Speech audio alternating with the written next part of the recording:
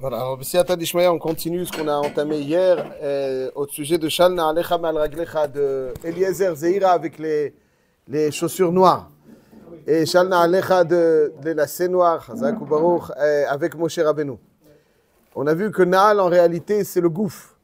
Et juste en guise d'introduction pour un petit peu appuyer, continuer à appuyer la chose et voir une autre explication sur laquelle on terminera. Et il y a un pasouk dans la paracha lorsque Moshe Rabbeinu ramène sa famille vers Eretz Mitzrayim. Il y a marqué Vaikach Moshe et Ishto et Banav, Vayarkivem al ha-hamor.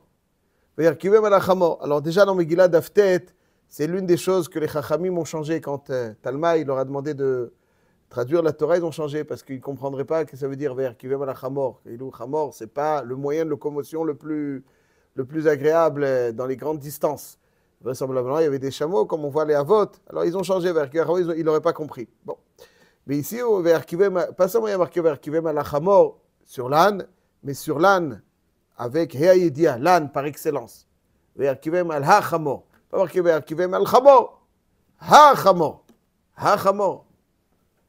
C'est celui de Bilam, etc. Alors, Rashi Akadosh, il rapporte Pirkei de Rabbi Eliezer, qui dit Hamor Amiuchad. Ha-Hamor, c'est Hamor Amiuchad. Et Hu ha-Hamor, Shechavash Avram la Akedat Yitzchak. Il s'agit du Hamor qu'Avram Avinu a été chovesh. Vayashkem Avram baboker, vayahavosh et Hamoro. Vehu she'atid melech HaMashiach ligalot alav, shenemar ani verochev al Hamor. Et donc, ça qu'il dit, parce que ha-Hamor. Alors le Maharal de Prague, dans Gvurot Hashem Perek Chavtet, on vient faire, on dit que c'est un Hamor spécial, le Hamor il a besoin d'être... C'est un chamor miyuchad. Avraham Avinu, c'était un chamor miyuchad. C'était un chamor comme tous les chamorim qui avaient besoin. Chamor miyuchad, apashtout tzarich bio. Ha chamor, le chamor. Il dit le Maharal de Prague que chamor vient toujours signifier le chomer. Le chomer, c'est la matière dans son état brut. Il y a toujours, dans la pensée juive, l'être idéal, c'est un être qui a une forme. C'est-à-dire qui a une structure, qui a... Donc il a une tsura, c'est un ishel tsura. Ishel tsura, c'est pas quelqu'un, c'est quelqu'un qui a réussi à se façonner, à façonner son être. Celui qui a l'état brut, il est né et à 90 ans, 95 ans, il est le même qu'à 8 jours. La seule chose qui a changé, c'est les jouets. Avant, il avait un ballon, après, il a eu la voiture, après, il a eu la piscine, etc. Lui, il reste le même. C'est un chomer. C'est un métier à l'état brut. Tsura, c'est quelqu'un qui a réussi à façonner, à métamorphoser son être, pas simplement les jouets qui vont l'accompagner tout au long de son existence. Ça, c'est le chamor et ça, c'est la tsura. Le chamor, c'est la shon chomer. Avraham Avinu, pour faire la kedat Yitzchak, vayachavosh et chamoro. Il a pris le dessus sur son chomer. Il a maîtrisé son chomer. Il n'est pas nishlat, il n'est pas maîtrisé par le chomer, mais c'est adérabé. Pour faire une telle action, il devait lui-même être rochev à la chamor, il devait lui-même maîtriser son chomer, maîtriser sa matière qui ne va pas ça, en façonnant, je maîtrise, je lui donne la forme idéale. Mashiach, ani rochev al chamor. Moshe Rabbeinu, ici il y a marqué donc ha-Hamor, mais faisons bien attention.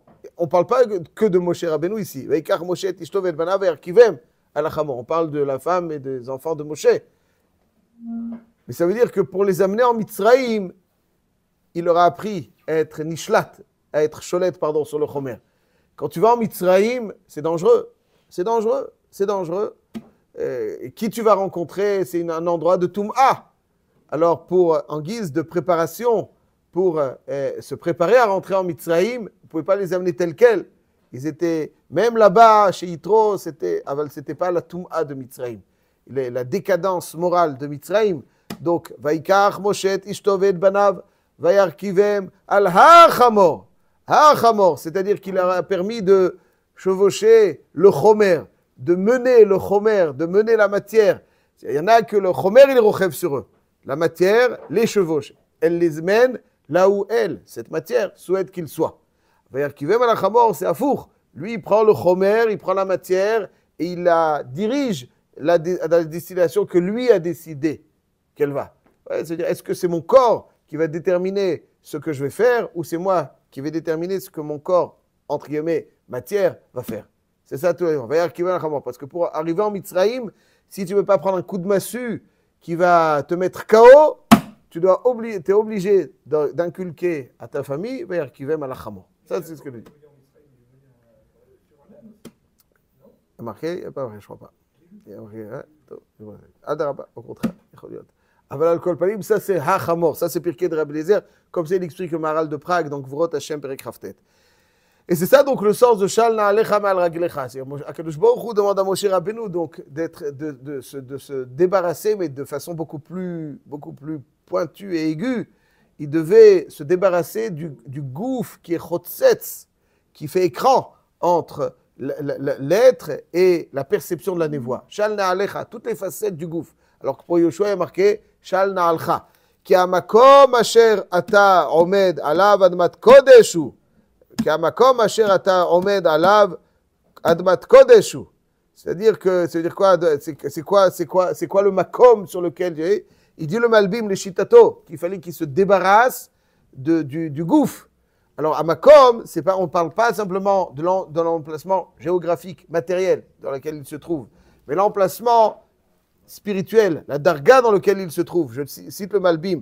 Chez Amakom, Haïnu Amadrega, chez Ta'amod Alav, Bet Achazon, au moment où tu vas devoir intercepter cette prophétie, percevoir cette prophétie, Kadosh, cette darga, il est Kadosh, Nivdal Minachomer. C'est un endroit où on ne peut accéder si on est encore accompagné de son Chomer. Donc, Moshe Rabbeinu, c'est pas Staver qui vient à la Chamor. Ishto Bana vers qui vient à la Chamor. Lui, il était à une darga qu'il s'est débarrassé du Chomer. Il s'est débarrassé du Chomer parce que c'est lui qui a été mitnabé Spaklaria Meira. Spaklaria Meira, c'est-à-dire il s'est débarrassé totalement du Chomer.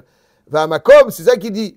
Il dit, Vakom chez Abodbo Adbatkod, chez Gam Koach Amedame, chez Mina Adama, Vachomriou, Tzirliot Kodesh. Ça, c'est donc le Yesod du Malbim. On va essayer de voir, donc, d'après l'interprétation du Malbim, Na'al, c'est le gouffre. Pourquoi Na'al, c'est le gouffre? Pourquoi on appelle Na'al le gouffre? Que rapporte le gouffre et le Na'al? Alors, juste, je dis très rapidement, la Yivama, lorsqu'elle va faire Khalitza, elle va déchausser le Yavam. C'est des choses très profondes. Alpi, Kabbalah, un petit peu, c'est ce qui a marqué dans Chazal, c'est que la Neshama du Niftar, elle aurait dû, s'il y avait eu Yiboum, réimprégner le gouffre de celui qui va naître. Et donc lui donner une certaine assise dans ce monde, support dans ce monde. Le gouffre, il est considéré toujours le Nal de la Neshama.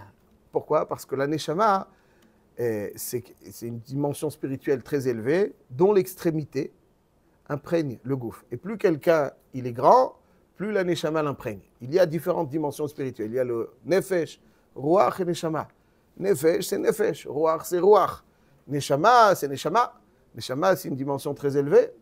Et la Neshama, donc plus quelqu'un il est raffiné, plus la Neshama l'imprègne, l'oriente, le sanctifie.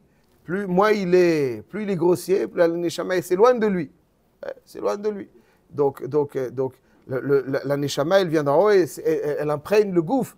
Le gouffre constitue le Nal de la Neshama. Elle déchausse le Yavam comme pour signifier qu'il n'a pas permis au Niftar d'avoir un Nal, c'est-à-dire d'imprégner un gouffre. Des Niftar, ouais. Le Nal, c'est toujours considéré le gouffre. Parce que le gouffre, c'est le Nal de la Neshama.